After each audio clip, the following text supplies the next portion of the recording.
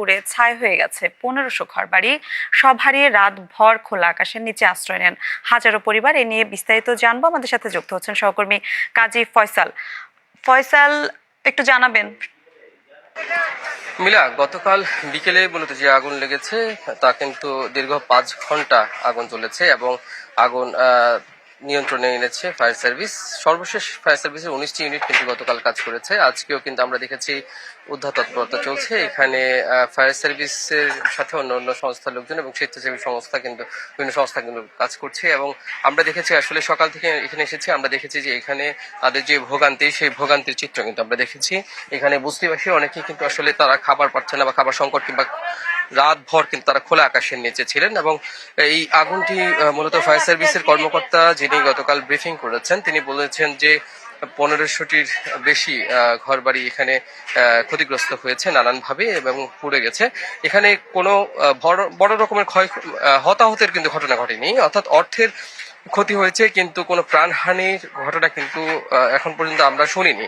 এবং সরকারের কোনো কর্তৃপক্ষ কিন্তু আমাদেরকে এই ধরনের কোনো তথ্য আমাদেরকে দেননি বা আমরা কোনো অভিযোগও পাইনি।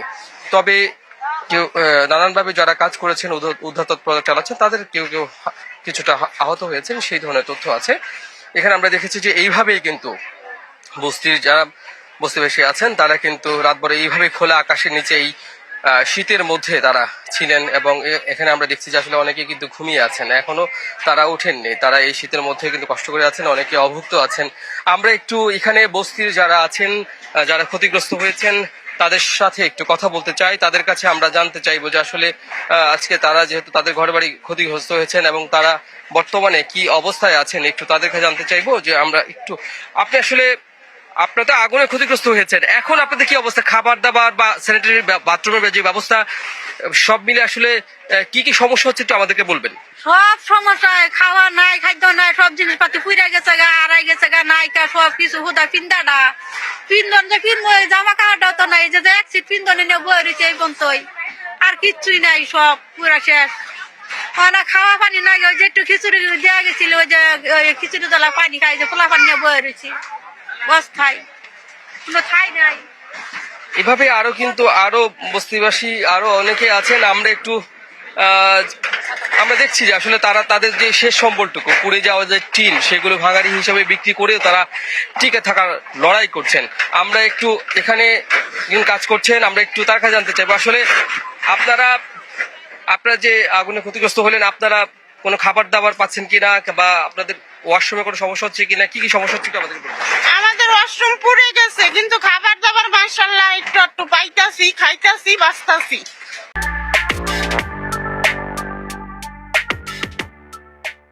আসলে আগুনটা কোন দিক থেকে লাগলো, কিভাবে লাগলো, এটা কি আপনারা জানেন? এটা কিভাবে লাগছে আমরা বলতে পারি না তো, আমরা তো আমাদের ঘরে ছিলাম, ওই কিনারটা লাগিয়ে এদিক দিয়ে আইছে। শুনছিলেন যে আসলে আগুন কিভাবে লেগেছে তারা বলতে পারছেন না। তবে আমরা সাধারণত দেখেছি যে অনেক সময় গ্যাস লিকেজ থেকে কিংবা বৈদ্যুতিক শর্ট সার্কিট থেকে আগুন লাগে। তবে ফায়ার সার্ভিসের তদন্ত কমিটি করেছে কিনা সেটি এখনো আমাদের জানা নেই। তবে এই ধরনের আগুনের ঘটনায় কিন্তু ফায়ার সার্ভিস বা সরকারের বিভিন্ন সংস্থা থেকে কিন্তু তদন্ত কমিটি গঠন করা হয় এবং সেটার প্রেক্ষিতে আসলে কিভাবে আগুন লাগলো সেটা তারা তদন্ত করে দেখবে নিশ্চয়ই। এবং বস্তিবাসী বলছেন যে তারা এই খোলা আকাশের নিচেই রাতে তারা অবস্থান করেছেন। তারা চান একটু মাথা গোজার ঠাঁই যেন তারা পান এবং সরকারের পক্ষ থেকে যাতে ব্যবস্থা করে দেওয়া হয়, কিংবা এই আগুন কিভাবে লেগেছে যদি কেউ ইচ্ছাকৃত লাগিয়ে থাকে যেন সেটি তদন্ত করে বের করা হয় এবং সেই ব্যবস্থা নেওয়া হয়। এখন আমরা দেখছি যে আসলে তাদের যে আসবাবপত্র ছিল এবং সবকিছু পুড়ে গেছেন অনেক। তারা একটু তাদের কষ্ট, আমরা একটু আপনাদের কষ্টের কথা শুনতে চাই। আসলে আপনারা কেমন আছেন? দাদা বালাও না আবার বালাও কেমনে। আমি 24 তারিখে আমি ঢাকা জামালপুর থেকে ঢাকা আসছি, কালকে হয়েছে এই ঘটনাটা। আমি শুয়ে আছিলাম, শুয়ে থাকার কালে দেখি অমিক থেকে আগুন দাও দাও করে চলে আইতাছে। কে ভাই কি হয়েছে এটা সঠিক বলতে? কোন দিক থেকে আগুনটা আছে ওই দিক থেকে। কোন দিকে? এটা পশ্চিম দিক থেকে আইছে। আসার কালে আমরা দেখতেছি খালি ধোয়া আর ধোয়া, পরে এখানে গুছাই গেছে, কোনো কিছু নিয়ম যায় না, নিজে জান নিয়ে পাচ্ছি না। আর বাতাস, অতিরিক্ত বাতাসে মনে করুন যে আপনার অন্ধকার, কিছু দেখা যায় না। পরে আমরা জায়গায় আসছিলাম, এটাই রুম আমার। কিচ্ছু পাইছি না এই দেন যা দেখতেছেন সব পুরা পরা এবার সব শেষ। আমার 2.5 লাখ টাকার মাল ছিল, সোফা সেট ছিল, খাড়া ছিল, তারপর ড্রয়িং রুম ছিল, বহুত কিছু ছিল, ফ্রিজ ছিল, টিভি ছিল, অনেক কিছু ছিল। থাকাকালে মনে হয় সব শেষ। আপনার ছেলে সন্তান কয়জন? আমার ছেলে বর্তমানে একটা থাকে লেখাপড়া করে, আর আমার ওয়াইফ থাকে। আচ্ছা, আপনাদের যে সহযোগিতায় কারা এসেছে এখন পর্যন্ত, কোনো আশ্বাস পেয়েছেন কিনা, বা পরিবারের বা অন্যান্য স্বজন তারা খোঁজ খবর নিচ্ছে কিনা? অন্য অনেক আমার বগ্নিপতি থাকে, হে থাকে এই জায়গায়, আমি থাকি এই জায়গায়। তার মধ্যে আমার চাচারা আছে, এরা শেরপুর থাকে, আমার বাড়ি জামালপুর। আমার প্রচুর পরিমাণ সহযোগিতা করে।